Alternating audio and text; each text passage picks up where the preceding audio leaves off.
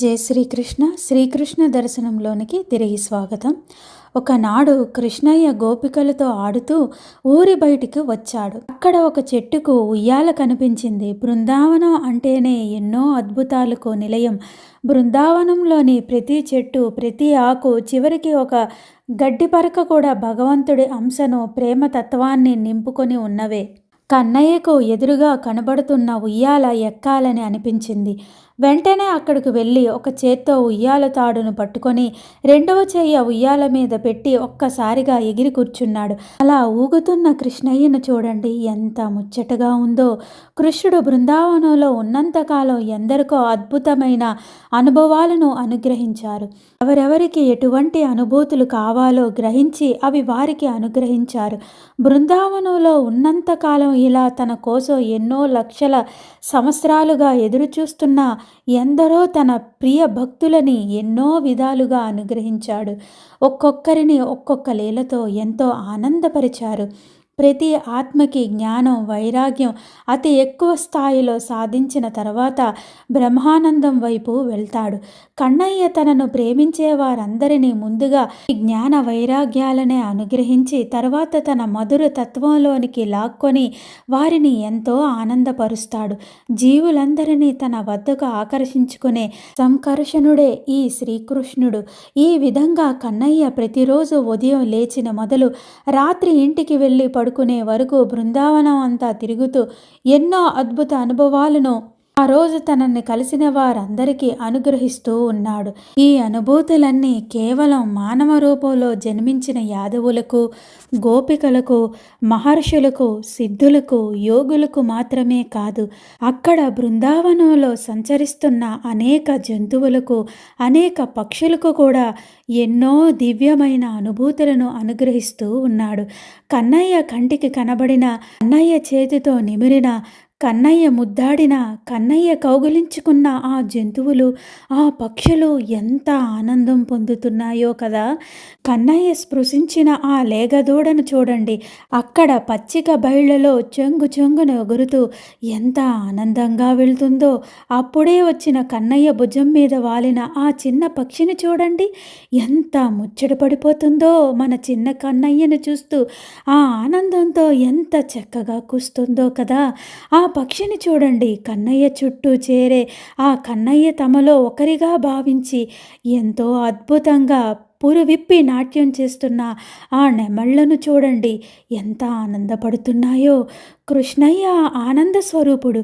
కృష్ణయ్య ఉన్న చోట బ్రహ్మాండమైన ఆనందం ఎంతో తేజోమయమై ప్రకాశిస్తూ ఉంటుంది. అందువలనే కన్నయ్య చుట్టూ ఉన్న ఆ జీవులన్నీ అంత ఆనందాన్ని అనుభవిస్తున్నాయి. ఆహా పరంధామ, ఆ జీవులన్నిటికీ ఎంతటి భాగ్యాన్ని ఇచ్చావు స్వామి. అంతటి ఆనందం అనుభవించడమే కాదు, ఎప్పుడైతే పరబ్రహ్మమూర్తి అయిన కన్నయ్య సాన్నిహిత్యం లభించిందో అది కేవలం కొన్ని నిమిషాలు మాత్రమే కావచ్చు. అయినప్పటికీ ఆ పరంధాముని దివ్య తేజో వలయంలో గడపడం వలన కలిగిన ఆనందంతో పాటు వారికి ఎంతో ధ్యాన వైరాగ్యాలు లభించి వారి ఎన్నో వేల జన్మల ప్రారబ్ధ కర్మ నశించి అటు తర్వాత వారికి ఎన్నో ఉత్తమ జన్మలు లభిస్తాయి. అలా కృష్ణయ్య ఉయ్యాల ఎక్కి కూర్చోగానే చుట్టుపక్కల చెట్లుపై ఉన్న కొన్ని పక్షులు ఆ ఉయ్యాల రెండు వైపులో ఉన్న తాళ్ళుపై ఎగిరి వచ్చి కూర్చొని కిచకిచలాడుకుంటూ ఎంతో అద్భుతంగా శబ్దాలు చేస్తూ ఉన్నాయి. కన్నయ్యను చూసి ఆ ఆనందం పట్టలేక తాడు మీద నుంచి ఈ తాడుకి, ఈ తాడు మీద నుంచి ఆ తాడు మీదకి ఎగురుతున్నాయి. ఆ హడావిడిలో ఒకటి రెండు పక్షులు కన్నయ్య భుజాల మీదకు వచ్చి వాలాయి. కింద నుంచి ఇదంతా చూస్తున్న గోపికలకు ఎంతో ఆనందం. వాళ్ళందరూ కూడా పరవశించిపోతున్నారు. అంత అద్భుతంగా, అంత సుందరంగా, అంత తేజోవంతంగా కనబడుతున్నాడు మరి మన చిన్ని కన్నయ్య. వారికి ఆ ఉయ్యాల ఎక్కి తాము కూడా కన్నయ్య పక్కనే కూర్చోవాలని, కన్నయ్యతో కలిసి ఆ ఉయ్యాల ఊగాలని ఎంతో కోరికగా ఉంది. కానీ ఆ ఉయ్యాలపై ఒకరు మాత్రమే కూర్చోగలరు. అందుకని వారందరిలో నిరాశ కనిపిస్తుంది. ఇంతలో కన్నయ్య నవ్వుతూ ఒక గోపికను పిలిచి వచ్చి ఎక్కమన్నాడు. తాను చెయ్యి అందించి ఆ గోపికను ఉయ్యాలపైకి లాగి తన పక్కనే కూర్చోబెట్టుకున్నాడు. ఆమె గీతిక. వేణువు తీసుకుని ఎంతో మనోహరంగా ఊదసాగాడు. ఎప్పుడైతే కన్నయ్య వేణువు ఊదడం మొదలుపెట్టాడో పైన కిలకిలమంటున్న పక్షులన్నీ తాను కూడా కూయడం ఆపి కన్నయ్య మనోహరమైన వేణునాదాన్నే వింటూ ఉన్నాయి. ఆ మనోహరమైన వేణునాదం ఎంత దాకా వెళ్ళిందంటే దూరాన కొండల్లోని గల సెలయేరుల్లో నీరు తాగుతున్న ఏనుగులు ఇటు రావడం ప్రారంభించాయి. దూరంగా ఎగురుతున్న జింకలు వేణునాదానికి ఎంతో ఆనందపడి చెంగు చెంగున ఎగురుతూ ఇటు పక్కకి వస్తున్నాయి. ఇంతలో ఉయ్యాలపై మరొకరికి చోటు కనిపించింది. వెంటనే అక్కడ ఉన్న గోపిక ఎగిరి ఉయ్యాలపై కూర్చుంది. ఆహా, ఆమె ముఖంలో ఆ ఆనందం చూడండి. కన్నయ్యతో కలిసి అలా ఊగుతూ ఆ ఇద్దరు గోపికలు ఎంత ఆనందపడిపోతున్నారో, ఎంతో పరవశించిపోతున్నారు. కన్నయ్య వేణుగానం మళ్ళీ ప్రారంభించాడు. అంతే, ఉయ్యాలపై మరొకరికి చోటు కనిపించింది. ఇంకొక గోపిక ఎక్కింది. ఇలా ఎంతో ఆశ్చర్యంగా ఒక్కొక్క గోపిక ఆ ఉయ్యాల ఎక్కుతుంటే మరొకరికి చోటు కనిపిస్తుంది. ఇలా అక్కడ ఉన్న గోపికలందరూ ఆ ఉయ్యాల ఎక్కి కూర్చున్నారు. ఆ ఉయ్యాల ముందుకి వెనక్కి దివ్య తరంగాలలాగా ఊగిపోతుంది. కృష్ణయ్య వేణుగానం ఎంతో మనోహరంగా ఊదుతూ ఉంటే ఆ గోపికలందరూ మైమరిచిపోయారు. ఎంత అద్భుతంగా ఉంది ఆ దృశ్యం. అందరి భక్తుల్ని ఆ కన్నయ్య ఎలా అలరిస్తున్నాడో చూడండి. పురుషోత్తముడు తలిస్తే దొరకనిది ఏమైనా ఉంటుందా? అనన్య భక్తితో ఆ స్వామిని కొలిచే వారికి లభించనిది ఏదైనా ఉంటుందా ఈ ప్రపంచంలో, ఈ భూమిపైన? తన కోసం ఈ గోకులంలో జన్మించిన గోపికలు ప్రతి ముచ్చట తీర్చాలని తలిచాడు ఆ కన్నయ్య. అందుకే ఈ నాటికి ఈ లీల ఒకరికి మాత్రమే చోటు కనబడినా ఈ ఉయ్యాలపై ఇంతమంది గోపికలు కూర్చున్నారు. ఇందరు గోపికలతో మధ్యలో వేణుగానం చేస్తూ పైన రంగురంగుల పక్షులతో కింద జింకలు నెమళ్ళు ఉన్న ఆ బృందావన దృశ్యం చూడండి. మన మనస్సు ఎంతో పరవశిస్తుంది. అలా కాసేపు ఊగిన తర్వాత కన్నయ్య ఒక్కొక్క గోపికను కిందకి దించాడు. కన్నయ్య చెయ్యి పట్టుకొని ఒక్కొక్క గోపిక ఉయ్యాలపై నుంచి కిందకు దూకుతుంది. ఒక్కొక్కరిని అలా దింపి చివరు తాను కూడా దిగారు. అందరూ దిగిన తర్వాతనే తాను ఉయ్యాల దిగాడు. తాను ముందు దిగితే ఆ ఉయ్యాల తక్షణం తెగిపడుతుందని కన్నయ్యకు తెలుసు. తన మాయతో అందరి శరీరాలని దూది పింజల కంటే తక్కువ బరువు ఉండేలా మాయ చేశాడు. అలా అందరూ దిగిన తర్వాతనే కన్నయ్య దిగాడు. అప్పుడు మళ్ళీ ఉయ్యాల వైపు చూసిన గోపికలకు నిర్ఘాంతపోయారు. అక్కడ ఒక్కరికంటే ఎక్కువ కూర్చునే చోటు కనబడలేదు. ఆహా, ఇదంతా మన కన్నయ్య అనుగ్రహం కదా అని వారు అందరూ కూడా ఎంతో ఆనందించారు, ఎంతో సంతోషపడ్డారు. వారిని అలా ఆనందపరిచిన తర్వాత కన్నయ్య గోపికలతో కలిసి తిరిగి సాయంత్రానికి ఇంటికి చేరుకున్నాడు. ఒకనాడు కన్నయ్య గోపబాలలతో ఆడుకుంటూ అడవిలోనికి వచ్చాడు. అక్కడ కొంత దూరంలో కృష్ణునికి ఒక గురుకులం కనిపించింది. అక్కడ కొందరు మహర్షులు ఒక యజ్ఞం నిర్వహిస్తూ ఉన్నారు. కన్నయ్య గోపబాలుని ఇక్కడే ఉండమని చెప్పి తాను ఆ మహర్షుల వద్దకు, ఆ హోమగుండాల వద్దకు వెళ్ళాడు. వారిని చూసి కన్నయ్య, ఈ యజ్ఞఫలం ఎవరికి ఇస్తున్నారు అని అడిగాడు. ఇది విన్న ఆ మహర్షులు నిర్ఘాంతపోయారు. ఇంత చిన్న పిల్లవాడేమిటి, ఇటువంటి ప్రశ్న అడగడమేమిటి అని ఎంతో ఆశ్చర్యపోయారు. అప్పుడు వారిలో ఒకరు, ఈ యజ్ఞఫలం ముల్లోకాలకు నాథుడైన ఆ శ్రీ మహావిష్ణువుకు సమర్పిస్తున్నాము అని అన్నారు. ఓహో, అలాగా అని కన్నయ్య చిరునవ్వు నవ్వాడు. ఆ పిల్లవాడి తేజస్సు చూసి వారు ఎంతో ఆశ్చర్యపోయారు. వారిలో ఒకరు కన్నయ్యను గుర్తించి, గోకులంలో పుట్టిన ఒక బాలుడు ఎన్నో అద్భుతాలు చేస్తున్నాడు అని విన్నాం, అది నువ్వే అన్నమాట అని అన్నాడు. అప్పుడు కన్నయ్య, అది నేనే అన్నమాట, నిజమే, కానీ నేనేమి అద్భుతాలు చేయడం లేదు అని అన్నాడు. ఇలా అంటూ అక్కడ పక్కనే వారు యజ్ఞం కోసం పెట్టుకున్న ఒక గూడిగ నిండా ఉన్న పాలన్నీ పైకెత్తి ఒక్క క్షణంలో మొత్తం తాగేశాడు. ఆ దృశ్యం చూసిన ఆ మహర్షులకు ఆశ్చర్యం, కోపం రెండూ కలిగాయి. చిన్న పిల్లవాడేమిటి, ఇంత గూడిగ నిండా ఉన్న పాలు తాగడం ఏమిటి, అయినా మన యజ్ఞం కోసం పెట్టుకున్న పాలు ఈ పిల్లవాడు ఇలా తాగేశాడేమిటి అని కోపగించుకున్నారు. వారి కోపాన్ని చూసిన కన్నయ్య చిరునవ్వు నవ్వుతూ, ఒకసారి మీ నలుగురు ఇలా వస్తారా అన్నాడు. ఆ నలుగురు ఏదో మాయలో పడి వారిలా కన్నయ్యతో పాటు పక్క ఉన్న చెట్లు మధ్యకు వెళ్ళారు. అప్పుడు కన్నయ్య వారితో, మీలో ఎవరికైనా ఎప్పుడైనా ఆ శ్రీమన్నారాయణుని దర్శనం కలిగిందా అన్నాడు. అప్పుడు వారు, ఆ శ్రీమన్నారాయణుల వారి దర్శనం కలగడమా? అంత అదృష్టం కూడానా? ఎన్ని వేల సంవత్సరాలు తపస్సు చేస్తే, ఇటువంటి ఎన్ని వేల యజ్ఞాలు చేస్తే ఆ స్వామి దర్శనం లభిస్తుంది అని అన్నారు. వారిలో ఒక మహర్షి కన్నయ్యతో, అయినా ఇవన్నీ మాకెందుకు గాని, మేము యజ్ఞం నిమిత్తం పెట్టుకున్న ఆ పాలన్నీ ఎందుకు తాగావు అని అడిగారు. దానికి కన్నయ్య చిరునవ్వు నవ్వుతూ, ఆకలి వేసి తాగాను అని అన్నాడు. వారికి కోపం ఇంకా ఎక్కువైంది. అప్పుడు వారికి ఒక అద్భుతం కనిపించింది. కన్నయ్య ఉన్న చోట ఒక్కసారిగా శ్రీ నరసింహస్వామి దర్శనమిచ్చారు. వారందరూ ఆశ్చర్యపోయి ఆ స్వామిని ఎన్నో విధాల స్తుతించారు. ఇంతలోపల మళ్ళీ ఆ నరసింహస్వామి రూపం మాయమై వారికి శ్రీరామచంద్రుడు దర్శనమిచ్చాడు. ఆ నలుగురు మహర్షులకి ఆశ్చర్యంతో పాటు ఆనందంతో పాటు నోట మాట రావడం లేదు. అటు తర్వాత కన్నయ్య వారికి వామనమూర్తిగా కనిపించాడు. కాసేపటికి వరాహమూర్తిగా దర్శనమిచ్చాడు. అటు తర్వాత 4 చేతులలో శంఖ చక్రాలతో శ్రీమన్నారాయణుడిలాగా దర్శనమిచ్చారు. వారు ఆశ్చర్యం నుంచి తేరుకునే లోపే తిరిగి కన్నయ్య తన అసలు స్వరూపానికి వచ్చి చిరునవ్వు నవ్వుతూ నుంచున్నాడు. అప్పుడు మహర్షులు కన్నయ్యతో, స్వామి, నిన్ను మా మూర్ఖత్వం చేత అజ్ఞానం చేత గుర్తించలేకపోయాం. ఈ రూపాలన్నీ నీవే కదా. ఈ తత్వం తెలుసుకోవడం ఎవరికి సాధ్యం కాదు. ఈ గోకులంలో చిన్ని కన్నయ్యగా జన్మించి అందరినీ తరింపచేస్తున్నావు. ఎన్నో వేల యజ్ఞాలు చేసినా, ఎన్నో వేల తపస్సులు చేసినా లభించని నీ దివ్య రూపాల దర్శనం మాకు లభించింది. ఇంతకు మించి మాకు ఏమి కావాలి? మమ్మల్ని ఇంతగా అనుగ్రహించిన మీకు అనేక వేల నమస్కారాలు అని అన్నారు. అప్పుడు కన్నయ్య వారితో, ఓ మహర్షులారా, రాబోయే కాలంలో ధర్మం మరింత క్షీణించిపోతుంది. ధర్మం రక్షించబడడం కోసం మీరు ఇంకా ఇలా యజ్ఞాలు చేస్తూ ఉండండి. ఇది లోక కళ్యాణానికి ఎంతో ఉపయోగపడగలదు. నేను మీకు ఇన్ని రూపాలు అనుగ్రహించిన విషయం ఎవరికీ చెప్పవద్దు. దీనిని గోప్యంగా ఉంచండి అని అన్నాడు. అందుకు వారందరూ, అలాగే స్వామి, ఈ విషయం ఎవరికి బహిర్గతపరచమని అన్నారు. అందరూ కలిసి తిరిగి యజ్ఞవాటికి దగ్గరకు వచ్చారు. కన్నయ్య వారి దగ్గర సెలవు తీసుకొని గోపబాలురి దగ్గరకు వెళ్ళాడు. కన్నయ్య వెళ్ళేటప్పుడు వారు నమస్కరించబోతే కనుసైగలతో వారిని వద్దని వారించాడు. వారికి అర్థమైంది. వెంటనే ఆ ప్రయత్నం విరమించుకున్నారు ఆ మహర్షులు. ఒకరోజు కన్నయ్య గోపబాలురితో కలిసి ఆడుకుంటూ ఊరు బయటకు వచ్చాడు. చుట్టూ ఎన్నో చెట్లు మధ్యలో పెద్ద పెద్ద రాళ్ళు. వారితో కలిసి ఆ రాళ్లపై, ఈ చెట్లుపై ఎగురుతూ పరిగెడుతూ ఉన్నాడు.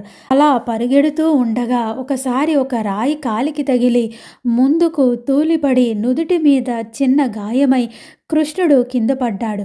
ఆ గాయం నుంచి కొంత రక్తం బొట్లు భూమి మీద పడ్డాయి. భూదేవి హఠాత్తుగా జరిగిన ఈ పరిమాణానికి హతాశురాలై, అయ్యో, శ్రీమన్నారాయణులు వారికి నుదుటి మీద తగిలి ఇలా రక్తం చిందించడమా అని ఎంతో బాధపడింది. ఇంతలో కొందరు స్నేహితులు అటు వెళ్తూ గీతిక కృష్ణయ్య చుట్టూ గోపబాలురు మూగి ఉండడం చూసి కన్నయ్యకు ఏమైందోనని అనుకుంటూ ఎంతో ఆందోళన చెందుతూ అక్కడికి వచ్చింది. చూడగానే నుదుటి మీద గాయం కనబడింది. వెంటనే గీతిక తన చీర కొంగును చింపి కన్నయ్య నుదుటిపై గట్టిగా కట్టి రక్తం రాకుండా ఆపింది. కన్నయ్య నవ్వుతూ, పిల్లలతో ఆడుకుందామా, పదండి అన్నాడు. అప్పుడు గీతిక కన్నయ్యతో, ఇంకా ఆటలు చాలు, ఇంకా ఇంటికి వెళ్ళు కన్నయ్య అని అంది. పద, నేను కూడా వస్తాను అని అంది. గోపికలందరూ కృష్ణుడు అంటే అమితమైన ప్రేమ. వారు అంత గట్టిగా చెప్పేటప్పటికీ ఇంటికి వెళ్ళక తప్పలేదు. అది గోధూళి వేళ. గోవులన్నీ ఇళ్లకు చేరుకుంటున్నాయి. గీతిక తన మిగిలిన స్నేహితులతో, కన్నయ్యతో, గోపబాలురితో అలా మందలతో కలిసి గోధూళి వేళ అలా బృందావనంలోనికి వస్తూ ఉంటే ఆ దృశ్యం ఎంతో కమనీయంగా ఉంది. కన్నయ్య తలకి చుట్టుకున్న ఆ గుడ్డతో చూడడానికి ముచ్చటగా ఉన్నాడు. అలా ఇంటి వద్దకు వస్తున్న కన్నయ్యను దూరం నుంచే చూసిన యశోదమ్మ అయ్యో! ఏమైంది నా కన్న తండ్రికి అంటూ పరుగెట్టుకుంటూ వచ్చింది. గీతిక యశోదమ్మతో అక్కడ జరిగినదంతా చెప్పింది. వెంటనే యశోదమ్మ కంగారు పడుతూ, అమ్మో! ఎంత దెబ్బ తగిలిందో, అది కూడా రక్తం వచ్చిందంటున్నావు. ఇంత పసుపు రాసి మళ్ళీ మంచి గుడ్డ కడతానని కన్నయ్య నుదుటిపై ఉన్న ఆ గుడ్డ ముడిని విప్పింది. ఆశ్చర్యం, అక్కడ దెబ్బ తగిలిన గుర్తు కూడా లేకుండా పోయింది. యశోద గీతికతో, ఇదేంటమ్మా దెబ్బ తగిలిందన్నావు, అది రక్తం కారిందన్నావు, మరి ఇక్కడ ఒక చిన్న మచ్చ కూడా లేదు.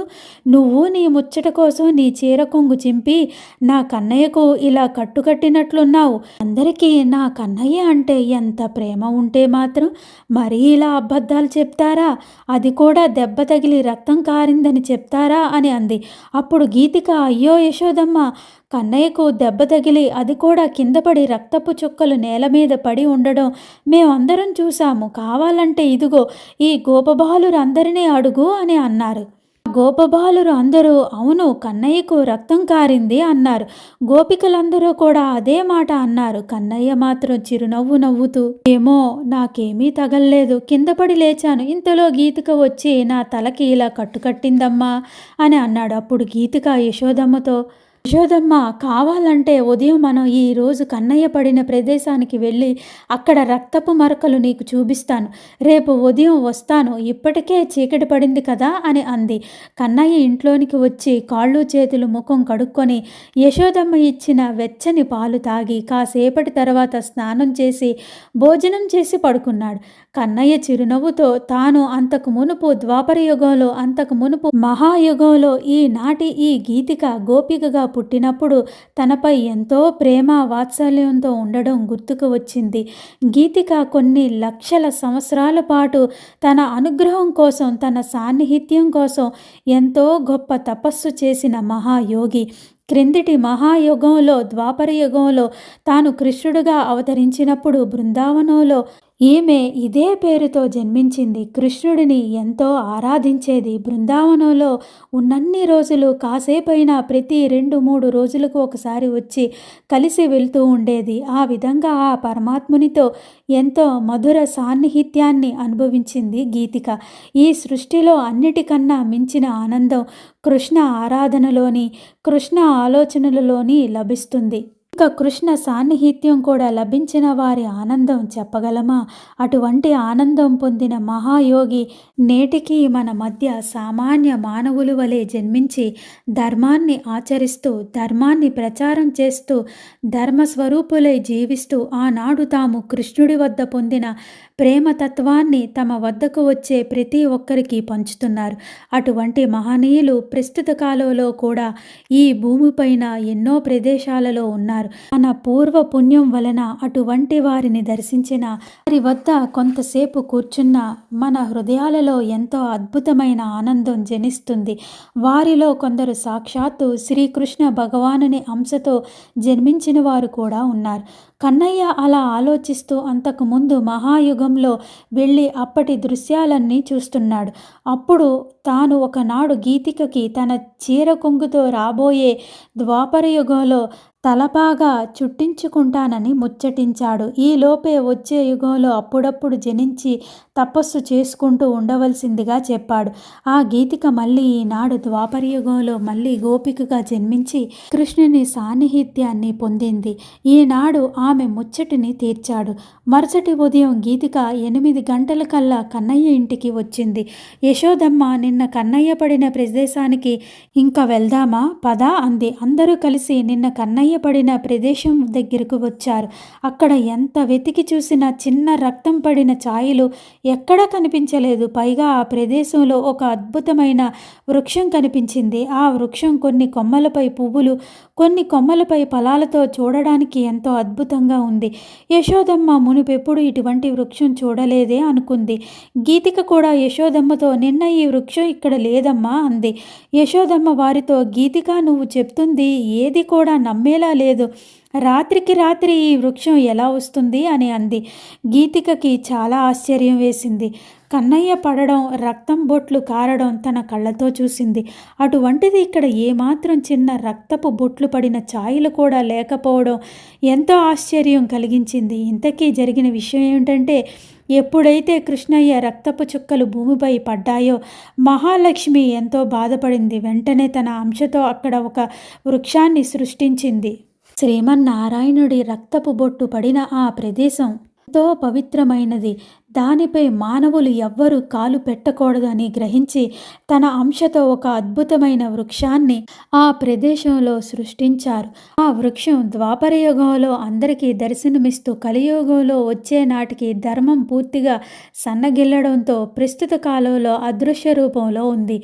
కేవలం మహాయోగులకు మాత్రమే, గొప్ప కృష్ణ భక్తులకి మాత్రమే ఆ దివ్య వృక్షం దర్శనమిస్తుంది. సామాన్యమైన మానవులు ఎవ్వరికీ కూడా ఆ మహాలక్ష్మి అంశ వృక్షం కనబడదు. అయితే ఆ ప్రదేశంలో మనం సంచరించినప్పుడు మనకు మన మనస్సులో ఎంతో దివ్యమైన అనుభూతి కలుగుతుంది. ఇది ఎందరో సాధకులకి బృందావనంలో ఆ ప్రదేశంలో సంచరిస్తూ ఉన్నప్పుడు కలుగుతున్న దివ్యమైన అనుభూతి. వారందరూ ఆ వృక్షం పక్కగా నడుస్తున్నప్పుడు వారి మనస్సుల్లో అనిర్వచనీయమైన ఆనందాన్ని పొందుతున్నారు. కృష్ణునిపై అనన్యమైన భక్తి కలిగిన వారికి వారు ఏ ప్రదేశంలో ఉన్నప్పటికైనా ధ్యానంలో వారికి ఈ దివ్య వృక్షం దర్శనమిస్తుంది. వారిలో కొందరు కృష్ణుడు ఆ దివ్య వృక్షం కూడా ఒకేసారి దర్శనమిచ్చి వారికి ఎంతో ఆనందం కలిగిస్తుంది. గోకులంలోని గోపబాలురందరికీ కృష్ణుడితోనే లోకమంతా, కృష్ణుడితోనే ఆటలు పాటలు. వారు మెలకువగా ఉన్న, నిద్రలో ఉన్న వారికి మదిలో ఎప్పుడు కృష్ణయ్య రూపమే మెదులుతుంది. ద్వాపర యుగంలో ఆ విధంగా గోకులంలో, బృందావనంలో కృష్ణుడితో సాన్నిహిత్యంగా ఉన్నవారు కొందరు కలియుగంలో గొప్ప కృష్ణ భక్తులై జన్మించి కృష్ణునిపై అనేక పుస్తకాలు రచించారు. కొందరు గొప్ప సంకీర్తనలు రచించారు. కొందరు తమ జీవితాలలో రాధాకృష్ణ మధుర భక్తి సంప్రదాయాన్ని ప్రచారం చేయడానికి జన్మించారు. మరికొందరు కృష్ణతత్వాన్ని, కృష్ణతత్వంలోని అనేక కోణాలను అతి సామాన్య మానవులకి కూడా అర్థమయ్యేలాగా ఎన్నో గొప్ప పుస్తకాలు రాశారు. కొందరు అతి తేలిక పదాలతో గొప్ప కీర్తనలు రాశారు. మరికొందరు ఆ కీర్తనలను, ఆ పాటలను ఎంతో మధురంగా ఆలపిస్తున్నారు. కృష్ణుడికి సంబంధించిన ఏ పాటైనా వారు పాడుతుంటే మన మనస్సులు ఎంతో ఆనందంతో ఉప్పొంగిపోతాయి. దానికి కారణం వారికి ద్వాపర యుగంలో ఆ కన్నయ్యతో ఉన్న సాన్నిహిత్యమే. ఆ రోజు కన్నయ్య స్నేహితులతో కలిసి బృందావనంలోని అడవిలోనికి బయలుదేరాడు. ఒకచోట ఆ పిల్లలకు ఎంతో ఆకలి వేసింది. అప్పుడు కన్నయ్య అక్కడ ఉన్న ఒక పళ్ళు చెట్టు ఎక్కాడు. ఆ చెట్టు ఎక్కడం ఎంతో కష్టమైనప్పటికీ కన్నయ్య అతి సునాయాసంగా ఎక్కడం చూసి వారందరూ ఎంతో ఆశ్చర్యపోయారు. పిల్లలందరూ కింద నుంచొని కన్నయ్య పైనుంచి ఆ పళ్ళు కిందకి ఎప్పుడు వేస్తాడా అని ఎదురు చూస్తూ ఉన్నారు. ఇంతలో రాధ, కొందరు గోపికలు కలిసి అటు పక్కగా వచ్చింది. చెట్టు మీద ఉన్న కన్నయ్యను చూసి ఎంతో ముచ్చటపడింది. ఒక పరుగున వచ్చి ఆ చెట్టు ఎక్కింది. గోపికలందరూ ముక్కును వేలేసుకున్నారు. ఆ చెట్టుపై అప్పటికే ఉన్న ఎన్నో రకాల పక్షులు, నెమళ్ళు రాధాకృష్ణులను ఈ చెట్టు కొమ్మలపైన చూసి ఎంతో ఆనందిస్తున్నాయి. కన్నయ్యను చూసి రాధ, నీ స్నేహితులకు పళ్ళు కావాలా అని అడిగింది. అలా అంటూ ఒక కొమ్మ మీద నుంచి మరో కొమ్మ మీదకు ఎగరసాగింది. అలా ఎగిరినప్పుడు ఆ కొమ్మలపై ఉన్న పళ్ళు జలజలా కిందకు రాలసాగాయి. కింద ఉన్న గోపబాలరు, గోపికలు ఇదంతా చూసి ఆశ్చర్యపోతున్నారు. రాధలో ఇంతటి శక్తి ఉందా అని వారందరికీ ఎంతో ఆశ్చర్యం కలిగింది. రాధలో గల శక్తి వారికి తెలియదు. రాధ అటు ఇటు కొమ్మలపై ఎగురుతుంటే కన్నయ్య కూడా ఒక కొమ్మపై ఊగుతూ ఇంకో కొమ్మ మీద నుంచి మరో కొమ్మకి ఎగరసాగాడు. కింద నుంచి చూస్తున్న వారికి రాధాకృష్ణులు ఇద్దరు అద్భుతమైన నృత్యం చేస్తున్న భావం కలుగుతుంది. ఆ రోజు కన్నయ్య నెమ్మదిగా యమున ఒడ్డుకు చేరి ఒక రాతి మీద కూర్చొని యమున వైపు తిరిగి వేణువు ఊదుతూ ఉన్నాడు. కన్నయ్యను చూసి యమునా నది పరవశించింది. ఒక్కసారిగా కొన్ని అలలు వచ్చి కన్నయ్య పాదాలను స్పృశించి వెనక్కి వెళ్ళాయి. యమునా నది యొక్క ముచ్చటిని చూసి కన్నయ్య చిరునవ్వు నవ్వుకున్నాడు. తిరిగి వెళ్తున్న అలలు బెంగ పెట్టుకుంటున్నాయట. ఆ బెంగ వలన మళ్ళీ వచ్చి కన్నయ్యను కాళ్ళను తాకుతున్నాయి. కన్నయ్య యమున వంక చూస్తూ తనివి తీరిందా అన్నాడు. యమున, కృష్ణ నీ పాదస్పర్శతో నేను పునీతురాలిని అయ్యాను. ఏ నదికి రాని భాగ్యం నాకు లభించింది. సృష్టి ఉన్నంతకాలం ప్రజలందరూ యమున ఒడ్డున కృష్ణయ్య రాసలీలల గురించే చెప్పుకుంటారు. ఇలా నేను కూడా ఎప్పటికీ ప్రజల హృదయాలలో ఉండిపోతాను.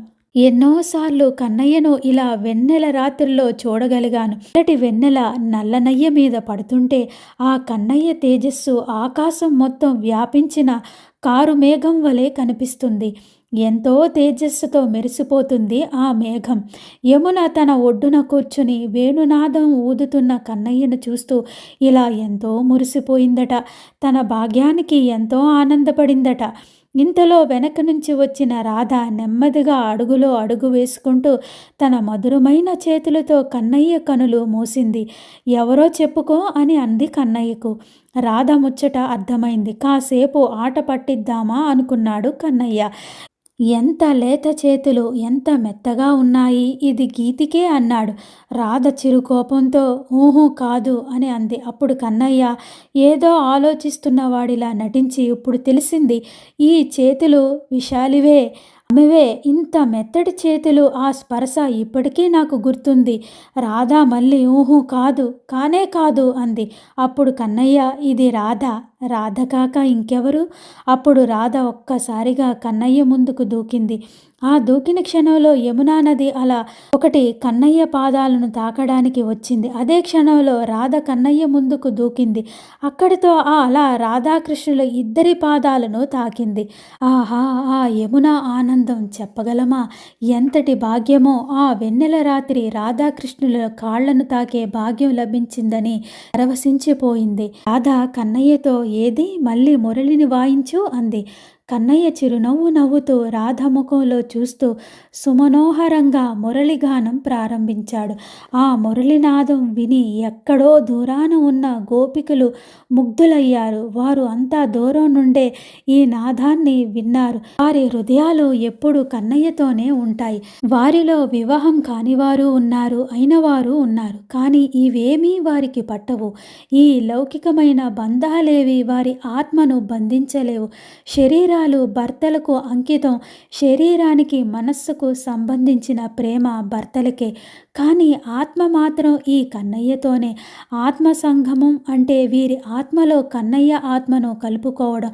అలాగే కన్నయ్య ఆత్మలో తన ఆత్మ కలిసిపోవడం అంటే బ్రహ్మానందంతో తమ నాదాలను పలకడం అన్నమాట. అందుకే వారు ఎక్కడ ఏ స్థితిలో ఉన్నా కన్నయ్య సన్నిధిలో కన్నయ్య ప్రేమతత్వాన్ని పూర్తిగా ఆస్వాదించగలుగుతున్నారు.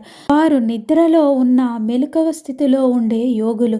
అందుకే వారు ఎంత దూరంలో ఉన్నా, ఎక్కడ ఉన్నా, ఏ పనిలో ఉన్నా కృష్ణయ్య మురళి ఆలపించగానే ఆ ఆనందంతో అనుసంధానం అవుతున్నారు.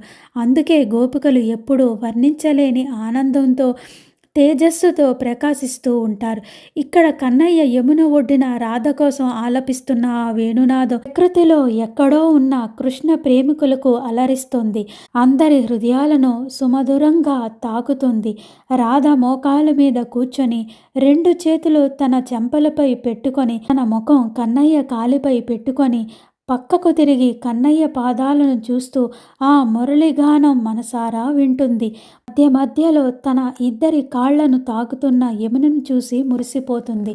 కాసేపటికి రాధ లేచి ఒక్కసారిగా నృత్యం చేయడం ప్రారంభించింది. ఎంతో అద్భుతంగా ఉంది రాధమ్మ నృత్యం. పక్కన యమున, పైన చంద్రుడు. ఈ రాధాకృష్ణులు ముచ్చట్లు చూసి ఎంతో మురిసిపోతున్నారు.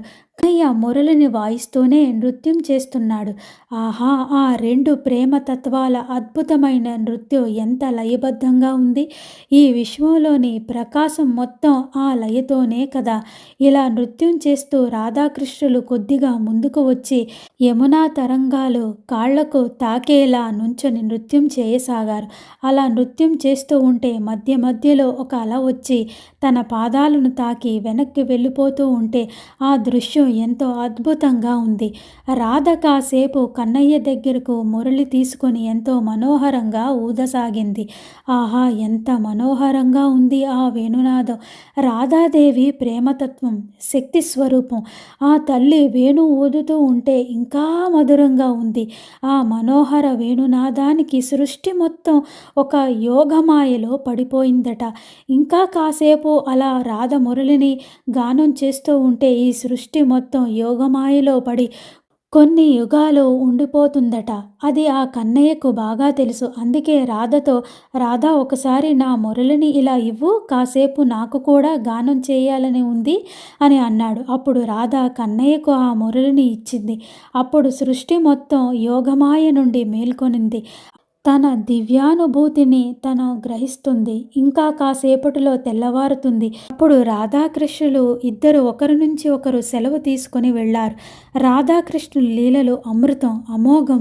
వారిద్దరూ ఒకే రూపానికి గల రెండు తత్వాలు. ప్రపంచమంతటా కన్నయ్యలో గల ఆ రాధాతత్వమే ఆకర్షింపబడుతుంది. రాధాకృష్ణులు అనే రెండు పేర్లు ఒకేసారి పలకగానే ఒళ్ళంతా పులకరించిపోతుంది. మనసంతా ఎంతో అద్భుతమైన ప్రేమ భావన కలుగుతుంది. రాధాకృష్ణుల ప్రేమతత్వం మనందరికీ అంతటా పలకరింపజేస్తుంది. ఒకసారి కొందరు గోపికలు కన్నయ్యను ఇలా అడిగారు. కన్నయ్య, నీ నుంచి నీ వద్ద ఇప్పుడు ఇంత మధుర ప్రేమ పొందిన మేము మా పూర్వజన్మల ప్రారబ్ధ కర్మల వలన వచ్చే జన్మల్లో నీ ప్రేమ, నీ సాన్నిహిత్యం ఎలా పొందగలము? ఈ విషయం మమ్మల్ని ఇప్పటి నుంచే ఎంతో బాధ పెడుతుంది అని అన్నారు.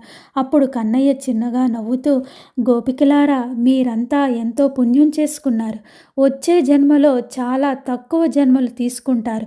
అనేక మహత్తర కార్యాలతో నన్నే ఎల్లవేళలా స్మరిస్తూ ధ్యానిస్తూ నా ప్రేమతత్వాన్ని పూర్తిగా తన్మయత్వంతో అమితానందంతో అనుభవిస్తూ ఉంటారు. ఈరోజు మీరు ఎంత సాన్నిహిత్యంగా ఉంటున్నారో అప్పుడు కూడా మీరు ఇదే సాన్నిహిత్య వైభవాన్ని అనుభవిస్తారు అని అన్నాడు. అప్పుడు గోపికలు కన్నయ్యతో, స్వామి, నువ్వు చెప్పినది చాలా సంతోషం, కానీ మేము కలిమాయలో పడకుండా మమ్మల్ని అనుగ్రహించు అన్నారు. కన్నయ్య వారితో, తప్పకుండా అలానే చేస్తాను అన్నాడు. మీరెవ్వరూ ఈ కలిమాయలో పడరు.